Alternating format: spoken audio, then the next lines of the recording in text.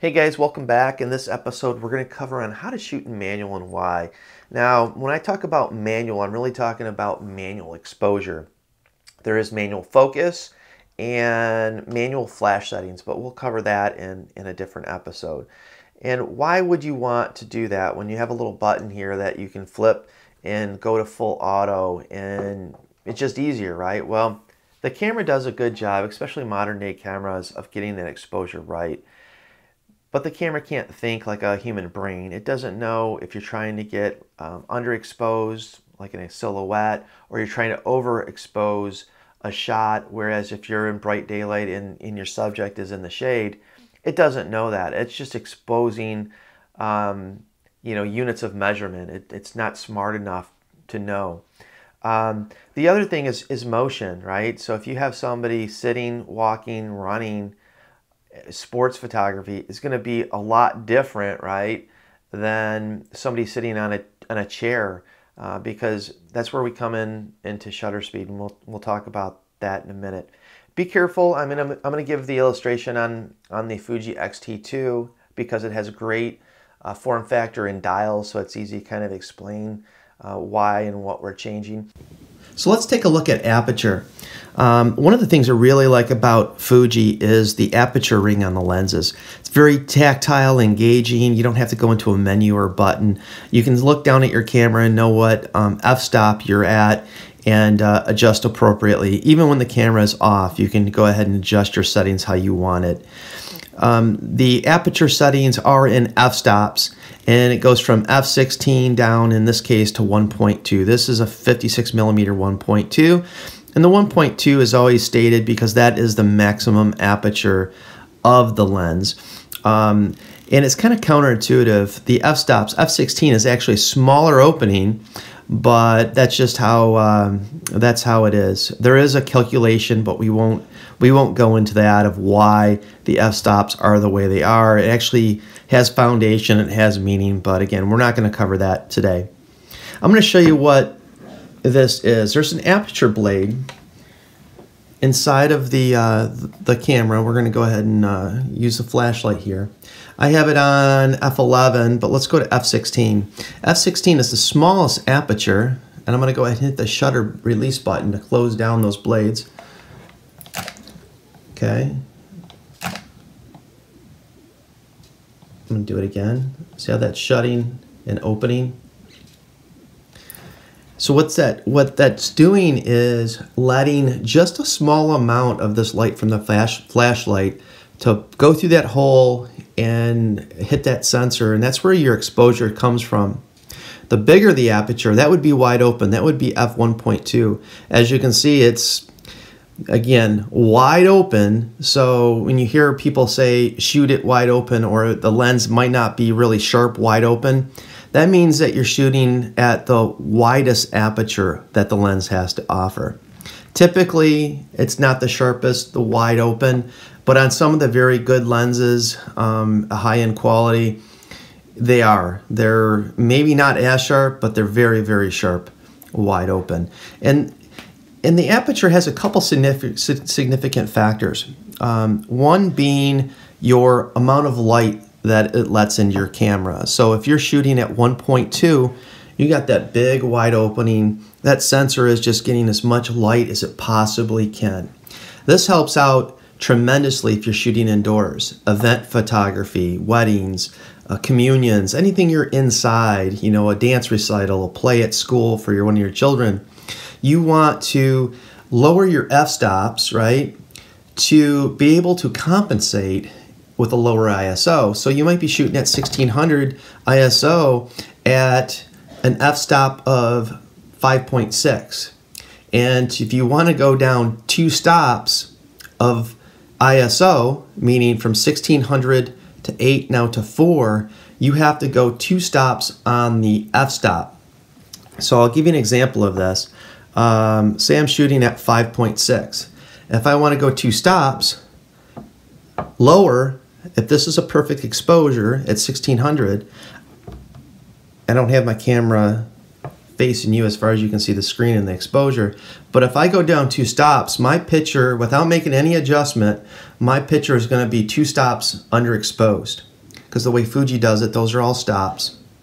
And in order to compensate this and make that exposure the way it should be, I can go down from 5.6 to f4, now to f2.8. So what I did is I was able to reduce the ISO from 1600 to 400 by going down to 2.8. Again, I can go down to the native ISO, which is 200, and shoot at f2. So my pictures are going to be cleaner, less noise, and just overall better quality. So that's really one of the main reasons why people want to shoot at a lower aperture. You're allowing more light in so you can compensate on the other exposures. And it's always referred to, not always, but often referred to as the exposure triangle. Fuji cameras, I think, illustrate this very well. So if you have your three settings, right? You have your shutter speed, ISO, and aperture. If you change one and you want to keep that same exposure, one of the other two have to change. So if I want to change this down 2 stops, this has to change, the aperture or the shutter speed, right? So I could go 2 stops, but we'll talk about shutter speed in more depth in a minute. The second big reason why, or how people use aperture on a camera, is your depth of field. Traditionally, the kit lenses, they're not very fast, meaning they don't have a very low aperture, because fast lenses are usually around 2.8 to 1.2. And what this means is you're going to have a tough time getting a blurry background, isolation, and this is commonly used for portraits, portrait photography, taking pictures of people. I think it's a little overused, but that's, for the most part, myself and a lot of other photographers use that technique. And sometimes if you go down to 1.2, you have a very skinny, very sliver depth of field, meaning that if you're taking a picture of your subject, if you accidentally hit their eyelash on your focus point or their nose, the picture won't look good because it's out of focus. For example, if I'm taking a picture of this camera at 1.2, I'm going to focus right here. This is going to be a little blurry, and if I put my flashlight behind it, the flashlight will be very blurry. As the f-stops go up, right, say f4, f5, 6, if I shot this at f5, 6, my whole camera would be in focus. This flashlight about at this level, or this distance, would start to be a little bit out of focus. It's important to know, and we'll talk about what to use when in a separate episode, but if you're shooting people and you don't want to get too crazy with the lower aperture, even if your camera offers it, I do recommend, even if you're starting off as a beginner, get a prime. This is a prime. This is a 56 millimeter, again, 1.2 prime lens. And this is about 800 to 1,000 depending on the sale for Fuji. But if you have a Canon or Nikon, even Sony, they all have good 1.8 primes that can be had for very low amounts of money. I think the Canon one goes for like 125 bucks. And that's a full frame. So again, full frame 1.8 would be equivalent of an APS-C camera like this at 1.2. So if you think about the price comparison, and what that does is it gives you that, again, low light, that depth of field if you need it and want that look. And yeah, that's two of the big main reasons how people use aperture in photography. Shutter speed is one area that differs quite substantially between the video world and photography. In the video world, you really, whatever frames per second, FPS that you're using, the rule of thumb is double it and then adjust with an ND filter or adjust your aperture accordingly. Some people get crazy with it. I don't think it really matters as long as it's close, but it does start to look weird if it gets too far from that suggested rate. Photography is completely different. Sometimes you're looking for motion blur, and we'll talk about that later, but traditionally you're not going for motion blur. More often than not, you're trying to freeze it, right? And you really want to know what that minimum shutter speed is. Higher is better, but you want to focus on controlling the minimum. And there's two different kinds of blur. One is induced by you by holding the camera. This is where IBIS really comes into play. You can hold something much more steady with IBIS or in iOS, image stabilized lens. This is not. This is a prime lens, doesn't have iOS. But the rule of thumb is about twice, the speed is twice of your focal length. So if it's a 56 millimeter focal length, I'm going to shoot at least 125. If you have shakier hands like me, you might even want to go a little higher. If it's a 100 millimeter lens, you're going to shoot at a minimum of 2 or 250 in the shutter speed. So again, you want to control that movement, your hand movement. The faster the shutter speed, the more control of that movement. The second motion that you have to control is your subject. A good place to start off, if your subjects are not moving very much, if they're sitting down, talking, just normal body movements, very short, slow walks, you could probably get by with 125 as your minimum. Anything a little faster, if they're moving, you want to bump it up to 250. Running is probably like 500, depending on how fast they run. And then up from there, if you're trying to freeze a race car going by, there's some things that you can help compensate it by moving your body, but traditionally, anything that's moving fast, really fast, you wanna use that faster shutter speed. If it's in the daytime, it won't be a problem, because that's really the other thing, or the other way we use shutter speed is to control ambience. If we're trying to stick with a certain aperture, again, back to the triangle, if I'm adjusting one, I have to compensate for the other. So if I really want to shoot maybe 2 kids doing a portrait at f4, because we never want to do it at f2 because it's almost impossible to get both kids in focus, right? So say you're shooting at f4 and it's still too bright at a shutter speed of 500. So this is where you would take your shutter speed and start bumping it up to get your proper exposure, because this is cutting down the light. If not, you would have to shoot at like f11 to get that perfect exposure. So those are kind of the two main reasons or how shutter speed controls what you're doing. And essentially what a shutter is, if you think of it like a shutter on a window, right? And don't think light as light. Think light as fluid, like water. When the shutter opens and shuts, if it's water, when that shutter opens, you're going to have water come in through your opening. And once you get the amount that you need, it's going to shut.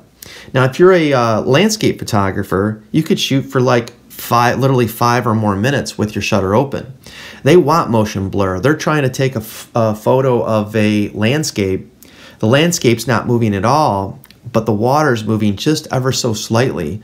So what they want to do is they want to crush that daylight and create a long exposure to get that fluid motion, and it's more of like a whimsical type of dreamy photo, and that's kind of how they do it. They play around with the shutter speed.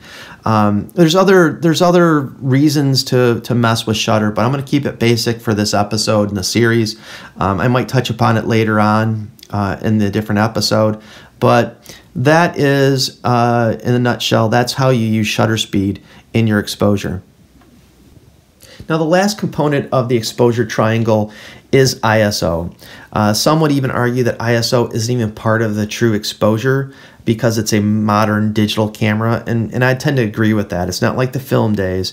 Really what the camera is doing, it's like kind of like turning up the volume of your radio, and it's applying gain.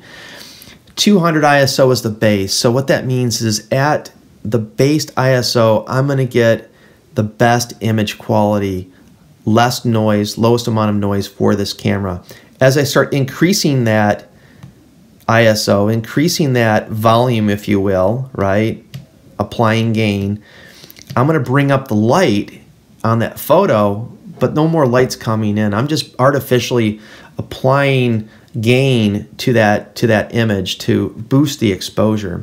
This can actually be done in post. People have done samples, and it's not exact one for one, but it's pretty close, that as long as you expose under, you can bring this up in post. You can bring up your exposure and have a very similar result. I don't think you're going to have the same result, but it's very, very similar.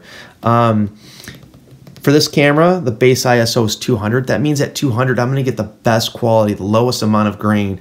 And as I go up, the grain will increase, right? But sometimes you don't have a choice. You don't have any light inside. You're already at your minimum shutter speed that you can go. You're already at the widest aperture of your lens. The only thing you have to adjust is your ISO. And that's really the situation photographers are in. You know, you're inside, you're at an event, a wedding, a communion, whatever, and you're trying to keep this under control, your ISO under control. This is where full frame, that's why I recommend full frame for business event type of work, because you're going to be inside. And if you're having a shoot at 6400, if you want to turn in pictures to your clients, you want the cleanest pictures as possible. If you have a full frame camera, it's going to be cleaner at 6400 than this APS-C is. Now, the better APS-C cameras you get, like the Fuji, there's probably not going to be as much of a difference, meaning that, and I'm just throwing this out there, I didn't do a one-for-one, but the Fuji at 3200 is probably similar or the same as the A7 III by Sony at 6400. Whereas if you took a Canon M50, you're probably going to be more like 800, the difference in grain and the overall quality of the photo, how it's rendered. So you really want to pay attention to your highlights. Again, it's always better to underexpose. If you're exposing for perfect exposure, but you see your skies are a little blown out, go lower. Even though your subject is underexposed, go lower. You can always boost your shadows up in post and still have the details, because if your highlights are blown out meaning there's no data collected digitally, you can never bring those back. So when in question, always go a little less on the exposure. You can always have some room to fix it later in post. So that's the last of the exposures for shooting manual. Hope this helps you guys on this episode. Please stay tuned and maybe subscribe if you're interested in videos like this. If you have any comments, please leave them and I'll be glad to answer your questions. Thanks again. Take care. Bye.